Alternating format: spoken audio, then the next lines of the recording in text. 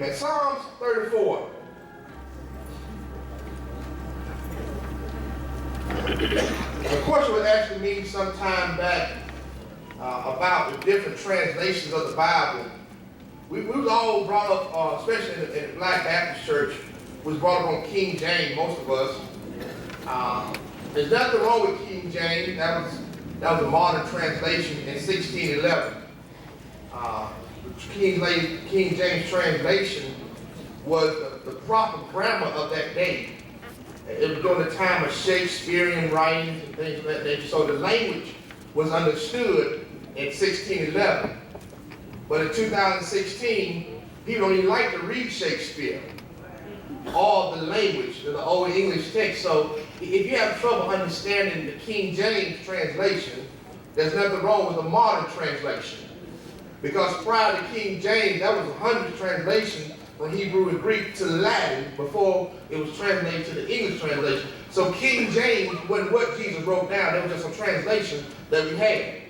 So I'm going to read from a different translation. I always try to read and study from a different translation, but I got one I want to highlight too. I'm going to be dealing with the New American Standard, and it says, verse 34, it says, I will bless the Lord at all times.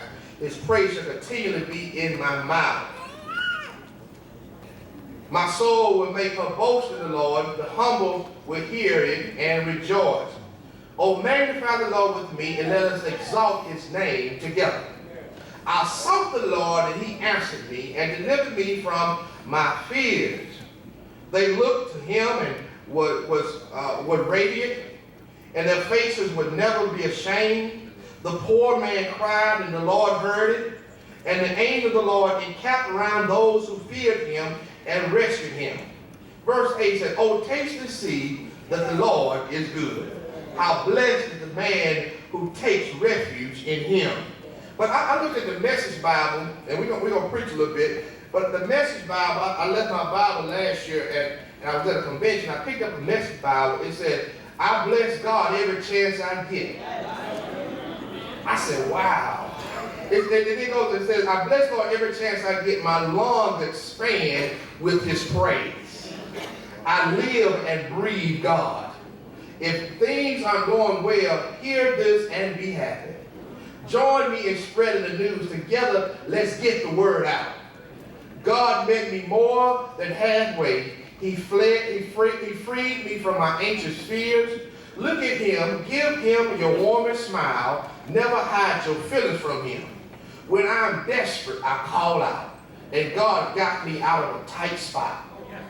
God's angel set up a circle around me and protected me while I prayed. Then he said, open your mouth and taste. Open your eyes and see how good God is. Blessed are you who run with him. That sounds like us talking, right? Sometimes you got to make this thing personal.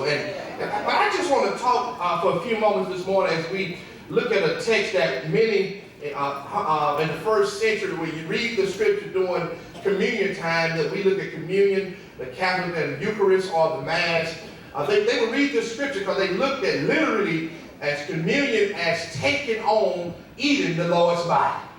And so I just want to talk from the subject, and I look at David's writing here, oh, taste and see. Give God a hand of praise. Now, somebody ever bragged about how good their food was, right? Talk about they make the best cake, the best fried chicken, best sweet potato pies, or best potato salad. But the person that really can do a good job, they really don't have to say nothing at all. And you don't have to ask folks can I cook. They'll come ask you to cook. Do you need me to bring something? No, they already asked you to bring something. When you got some good stuff that you can really put your foot in, you ain't got to say a word. You just sit back and let people taste and see for themselves. When you got something that they have to come back and get another scoop of, you don't have to say a word at all. And when the way David writes and penned this text, It reminds us of that great appetite when something has been filled, not just one time, but when you've been filled by God. The only thing you have to do, you don't have to listen to me, I don't have to brag about it. If you just taste it one time for yourself and see how good God is, you wouldn't help but to come back for some more. Do I have anybody here know that if you just taste how good my God is?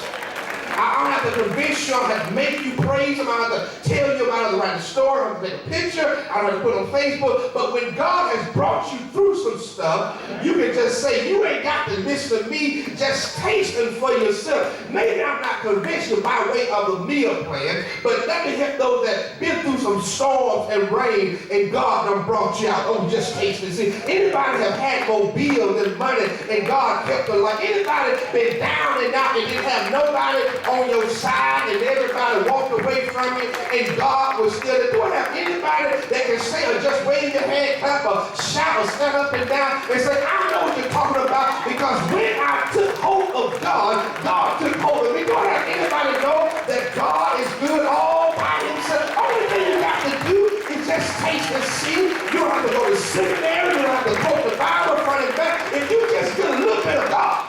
See, when something is good, you don't have to have a whole lot of it to know it's good. You can just taste, oh, this is what I want. When you have a little bit of God in your life, you can shout and tell the world, this is what I want. Anybody want some more God in here?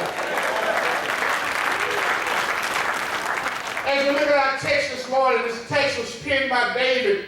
David writes this psalm here. It's known as the Psalm of David. One of David's psalms. He writes this text as a reflection of what happened in 1 Samuel chapter 21 verse 10 through 15, when David had to flee for his life from Saul. Saul was trying to kill David, and David ran away and he went to the town called Gath.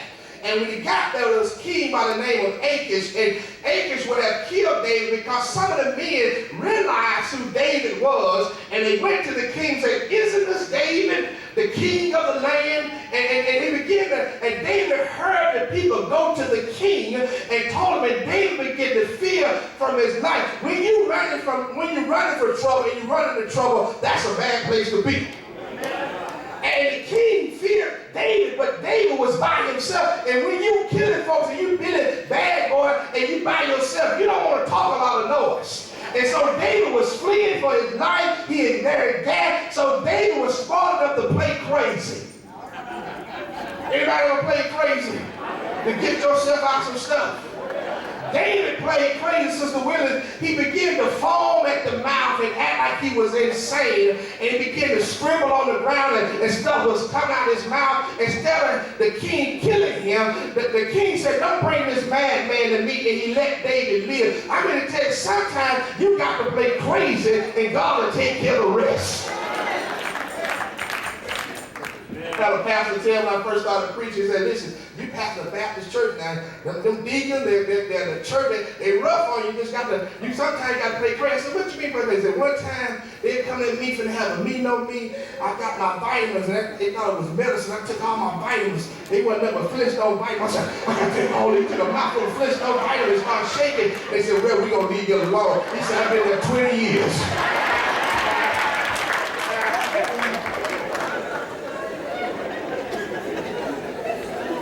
And they came to me when I was teaching school. I was teaching school and the kids just going crazy. And the kids, I couldn't do nothing, so I cleared my area, took my desk, and flipped my desk over, and they have no problem out there. Sometimes you just got to play crazy.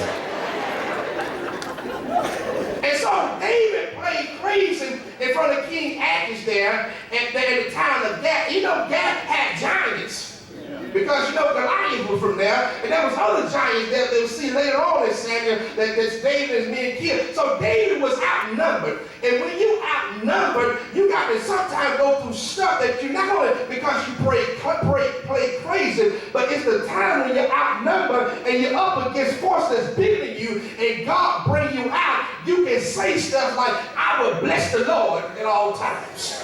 David wasn't just bragging because he played crazy in 1 Samuel. He blessed the Lord. He blessed the Lord because God could allow me to be overtaken by my situation, but instead of me being overtaken by my situation, God brought me out. Do I have anybody have ever had some situation that was bigger than you, that outnumbered you, the forces was greater than you, and you didn't know how you was going to come out? That's why David shouted, and when he started this text, said, I will bless the Lord at all times. One thing about bless the Lord, Sister Ruby Walker, you don't need nobody else to tell you their story, because if you have a story for yourself, you can say, I don't need nobody else to bless the Lord because God brought me out. See, some people need a crowd to help them bless. Some people need a group of people to push them up. But when God has brought you out some stuff that's bigger than you, you can bless the Lord all by yourself. You don't have all these 10 folks here. I'll make you never that don't mind bless the Lord all by yourself.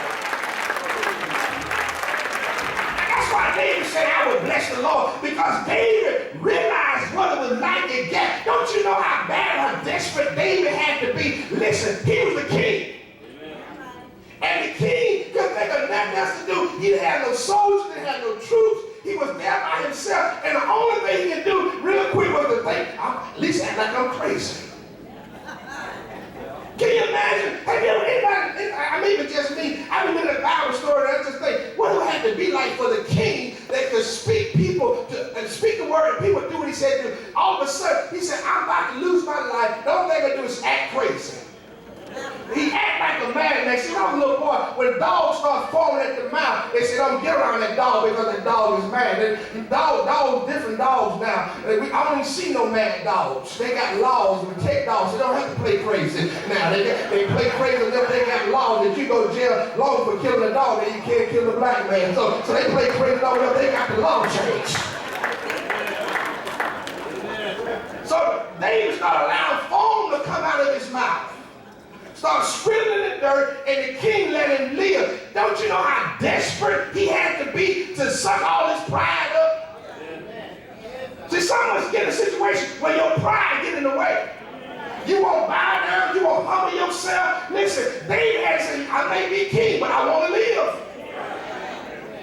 Don't be so bad, don't be so tough that you don't do stuff that'll get you laughed at. Laugh at me, but I'm still living. And what David did, he played crazy, and God gave him that wisdom to do it at that moment. But what happened, God allowed the king to let him go. He could have been killed in a situation. So when David got out the situation, came out the storm, David said, I will bless the Lord at all times, and his praise shall continually be in my mouth. See, some people, once you come out your storm, you start praising God. But I keep praising God because the storm didn't have to end. See, some of you praise God because the storm is over. Don't you know the storm didn't end for some people? They ended and the storm kept on going. But I thank God that God has stopped some storms in my life. Do I have anybody here that have looked at some storm that could have took you out of here, but instead of taking you out, God took care of the storm? That's why I say his praise shall continually be in my mouth. If God has done anything for you, brought you through anything, you should always have a reason to give God praise. He said, my soul will make a boast in the Lord. I can't make boast in myself. I know I may be king. I may be able to kill 10,000 soldiers, kill 2,000 Philistines with my bare hand, but my soul will boast in the Lord. Don't you know, you got to get to the point where you say, it's not me, but God. I know you walked across the stage. I know you wrote the paper. I know you worked those long hours. But don't you know it's only God? Because that's somebody done the same thing that you done, went to the same school that's eating out of a trash can right now. And so you better make your boast in the Lord. It's God that gave you that job that you worked there 40 years and got retired. It was God that kept you around. Don't you know it's not about us, but all about God. My soul shall make a boast. And the Lord, the humble will hear it and rejoice, because when you're humble, you realize this ain't about me, it's all about God, because with me, I would have messed up a long time ago. Oh, magnify the Lord with me, let us exalt his name together. If you don't have a reason to magnify, do it because of me. See, some people can't find not one reason to praise God. If you can't find a reason in your life, praise because he's been good to me. Look at your neighbor and say, you ain't got to praise because of you, but he's been too good to me to keep sitting here. He said, let us magnify the Lord with me, and let us exalt his name together. He said, I sought the Lord, and isn't it good to pray to God and he answers your prayer? Isn't it good to seek God and you find, see, when you seek in the same word, but past tense, he sought the Lord. That means I went looking for him and I didn't stop till I found. See, seeking something is different than looking for something. I tell my kids, go and look in my bed, bring my phone, go look in the bed, bring something. Quentin come back and say, I don't see it. And he went on back to what he's going to say, when you look for something, you go look, I don't see it, it's over. But when you seeking something, you go in there, turn the cover back, look up on the bed, look up behind the dresser, and see, when you're trying to find God, sometimes you got to seek him because there will be trouble in your way, burdens on this side, bills you can't pay, children, but just keep on looking for God. If God is in the room, you got to say, I'm not going to stop until I find it for myself. Do I have anybody say, come hell or high water, I got to see God for myself. Sickness in the body, I got to see him. Trouble in my life, I got to see him. High blood pressure, I got to see him. Diabetes, I got to see him. Cancer, I got to see him. Hurricane, I got to see him. When you seeking God, stuff can't stop you. It can come hell and high water. I know a God that said I sit high and look low, and I got to find him somewhere. Do I have anybody here that can say, one day I sought the Lord? That means past it. When I was in trouble, when I was there, perhaps to lose my life, I looked for God in the midst of my situation, and God answered my prayer. Huh.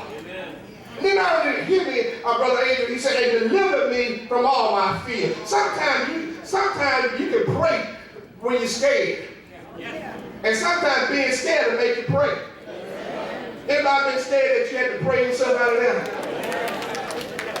I know y'all didn't go to places like that, but that's a blessing. Lord, if you let me get out of here. I'm for real this time, Lord.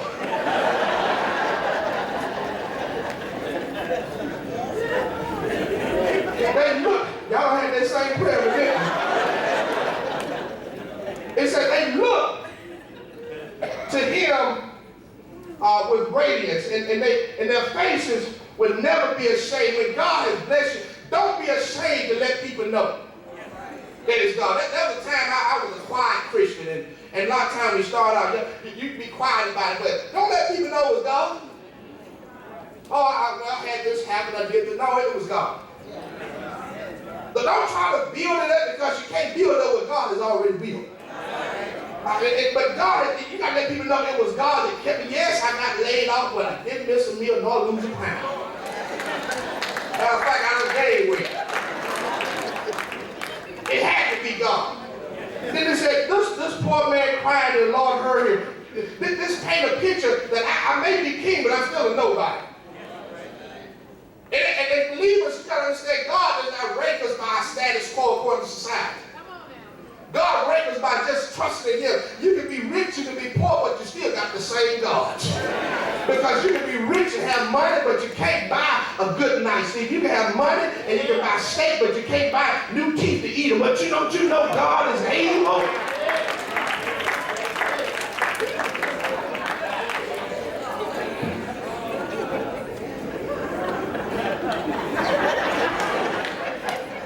People start grabbing them. Sorry, I forget that part. I'm trying to get the verse 18 apart. This way it gets good here when David really reflects on what God has done for him. The reason you can say this is because you have had past experience that resulted in victorious outcomes. When you have had past experience that resulted in you being the victor, you can say, oh, taste and see. Taste and see that the Lord is good. I may be king, but I'm nobody. The reason I am who I am is because I got a good God. And every now and then, quiet, you got to say, I am who I am because I got a good God. Deacons, lay members, you got to say, I am who I am because I have a good God. The only thing you got to do is just get a little bit it for yourself. Do I have anybody that got that testimony? Say, it didn't take a lot, but when I was sick, he healed my body. When my child didn't do right, God kept him out of prison. Don't you know, if you just taste and see that the Lord is good, you have the same testimony?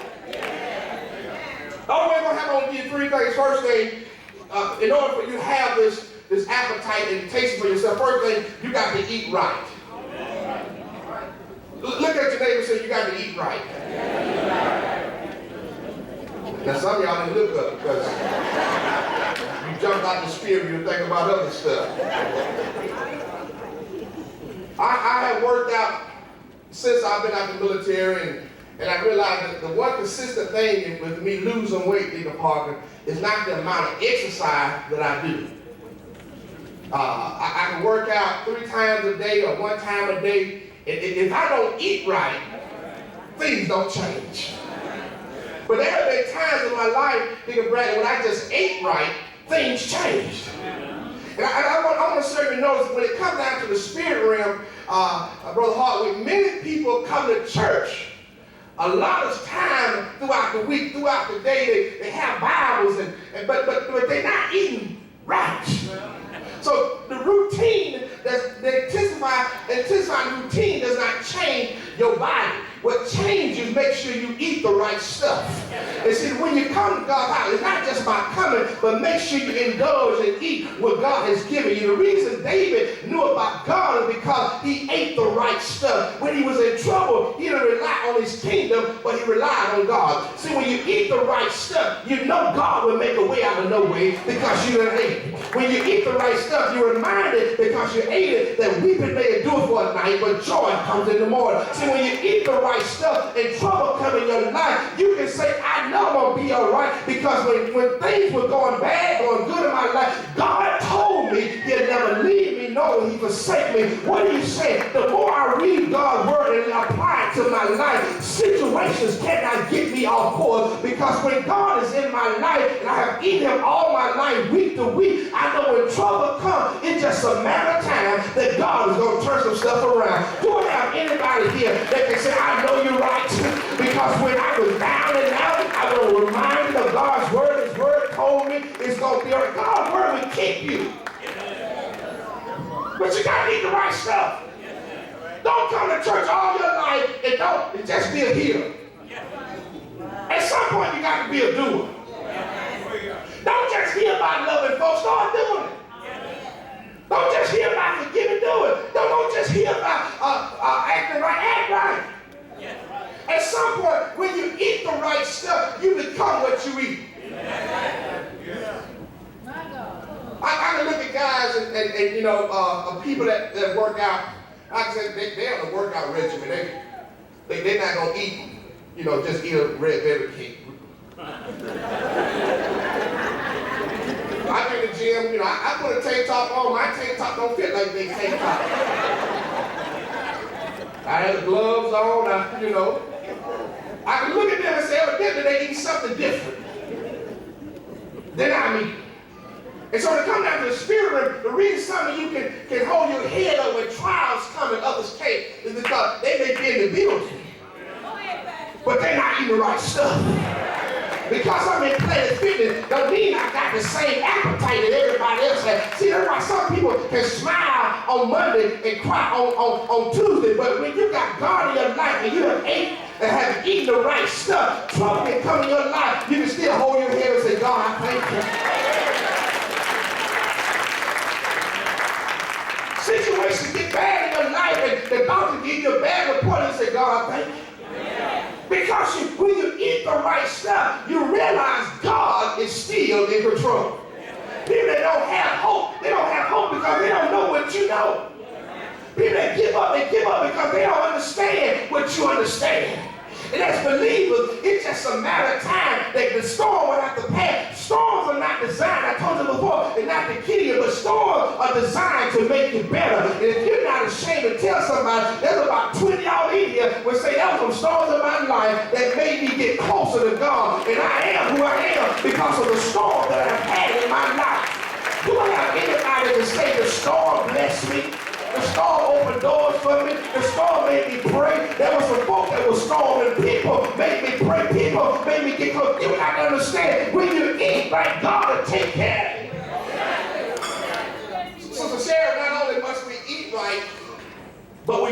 regularly. And see, that's my problem. I eat right for a little while. And I get to going for a little while. You know, I'm taking pictures, recording my weight and everything all on Facebook. But when I drop off, because I done went back to my old habits. You know how you do when you're losing weight, y'all giving weight loss advice to everybody. Then when you're slipped up, you don't want to see them no more. The problem is you got to be consistent with this thing. You can't just worship God on the first of every other month and live any kind of way the rest of the week.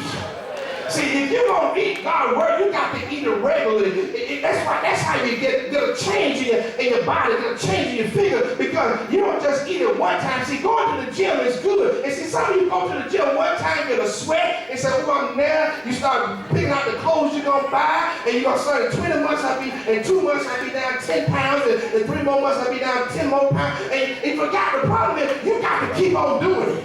And see, when it comes to God and worship God, you just can't come on first Sunday and pray one time and think it's going to change your life. You got to come every week. You got to pray every day. And when you do it regularly, that's when the change will come. Don't have anybody here say it took me getting down on my knees, changing my routine, changing my life, and have a regular relationship with God. But don't come to church every now and then when God has to reacquaint himself with you. You come to church every now and then, and you have to talk to God and say, well, you probably don't remember me. The last time I talked to you, I was sick, but this time my child said, you have a regular relationship. But that's what people call me. I don't have to look at the call like I know their voice. And when God hears your voice, he needs to know your voice. Just like you need to know it. If we're going to get to the point where we can praise God like David and have this testimony like David, David didn't do it one time. David came to God every time trials got worse, every time things got bad. Not only did things get bad, but when he messed up, when trials came, he went to God. You better get to the point where things shift in your life. You better stay close to God. When things are going good, you better stay close to God. When you got people on your side, stay close to God. When people turn their back on you, stay close to God. Because everything else will fail and pass away, but God's word will never change. So the shift will happen not only when you eat right, but you got to eat right regularly. And number 3, once you eat right and eat right regularly, watch God shape you up. See, once you eat right, and then you just wait on your breakthrough to come. That's when it happened. Now you got it's waiting period. And God will slip up on you and change your life. You didn't know it was there. I was doing good a few months back, Brother Sean, and my wife was telling me, people say, what you do? I couldn't see it. But the last week, Brother Moore, I realized it was starting to come back a little bit. I couldn't see the change, but I saw the regression. And so in other words, God was changing me, and I didn't realize it was working. I was waiting for a big change, but sometimes the big change won't come. It takes a little bit at a time because you didn't come ahead overnight. So it takes God a little time to work some stuff out, and you didn't get your situation overnight. So as I realized the change was happening, I didn't realize I was losing weight, but I started seeing it come back on. I said, you know what? I was losing weight the whole time, but I fell off because I didn't think it was changing, and I started doing my old habit. See, that's what Satan wants you to do. You don't realize God is changing your life, but he wants you to get back. Satan wants you to get back to doing the old habit, and once you mess up, you say, I got you. I start by to tell you, if you just keep on coming, you keep on praying, keep on trusting God, God is changing you day by day. Do I have anybody here to say, I know I'm changed? It may not look like it. I may not drive a different car, I may not wear a different suit, but God that changed me because some of you changed because you wouldn't speak from years back to one another. You wouldn't get past some stuff like you get past it right now. When you know God has changed your life, don't be ashamed to tell somebody, I know I've been changed because the angels in heaven have done signs behind my name. I know I've been changed because 10 years ago, I would have just walked away like I walked away. I know I've been changed. Do I have anybody here know God that changed you? Because when I was down and out, I was ready to take some pills or just shoot myself. But now when I get down and out, I call upon the Lord and say, Lord, make a way out of no way. I know I've been changed. I know I've been changed because when people used to talk to me a certain way, I would tell them some stuff they ain't never heard before. But now I just learned to hold my peace and let God fight my battle. Anybody here know I've been changed? So before I talk about other folks that God is still changing, I need to look back at my life and say it took some time for me to get where I am. So before I ridicule and talk about somebody else, I had to give God some time to work on them. Just like somebody gave some time for God to work on me. So in other words, you just taste and see. You'll see how good God is. So just keep on sitting there. I don't get upset when people don't praise God. I don't get upset when people don't clap their hands. But when they taste, they see how good God is for themselves. I don't have to say put your hands together for the Lord. Because when you think about His goodness and all that He's done for you, that's enough to put your hands together. Because He woke you up this morning. He started you on your way. He kept you in your right mind. You'll have anybody here. Listen, if you know, like I know, what the Lord has done for me, you'll praise Him for me. Because I don't look like what I've been through. I don't smell like what I've been through. But the Lord has brought me from a mighty long way. You'll have anybody up here that can say the Lord done brought me. You'll have anybody over here that say the Lord has kept me. You'll have anybody over here up in the back of the head that say, I thank God that Lord done brought me from a mighty long way. But the only thing you got to do is just taste it for yourself. And you give you joy that people won't understand. Give you peace that surpasses all understanding. The only thing you got to do is try it, and you'll find out that I serve a good God. He's not just my God, but He's your God too. How you know your God? Because He just didn't die for my sins, but He died for the sins of the world. He died that we might have life and have it more abundantly. But the thing about it, Deacon Bellinger, He didn't die and stay there. But 3 days later, He got up with all power in His hand. Power that we can love one another. Power that we can walk hand in hand together. Power that black folks and white folks can get along. Power that Democrats and Republicans can agree together. Don't you know God got so much power? Somebody say He got so much power. He got the whole world in His hand. He got the little bitty babies in His hand. He got the gambling man in His hand. He got the sinner in His hand. He got you and me, baby, in His hand. But I thank God He got me. Anybody can say I thank God He got me. So when you want some more to eat, just get down in the Word. And God will fill you with His joy, fill you with His happiness, fill you with His peace, fill you with the love. But the only thing you got to do is just taste and see that the Lord is good.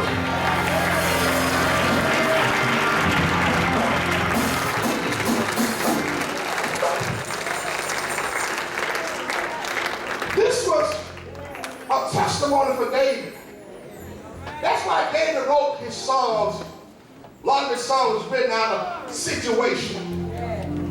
So the riches, your songs, your praise is not because of my preaching. Your praise and your testimony come out of your personal experiences. And you see, Sister Belinda, when you go through stuff, you may remember a couple of my sermons, but you remember what the Lord has done for you. And see, that's when you can tell somebody, Sister Mitchell, I don't remember Ray preached on that Sunday, but I remember when I was sick. And the doctor said that all I can do, and I may not make it out of here, but look at me, I'm still walking. Don't have anybody to say I'm still walking, I'm still talking, I still got my right mind. They said my baby wasn't here, but look at my baby. Eating up everything in the kitchen. They say he won't die, but look at God.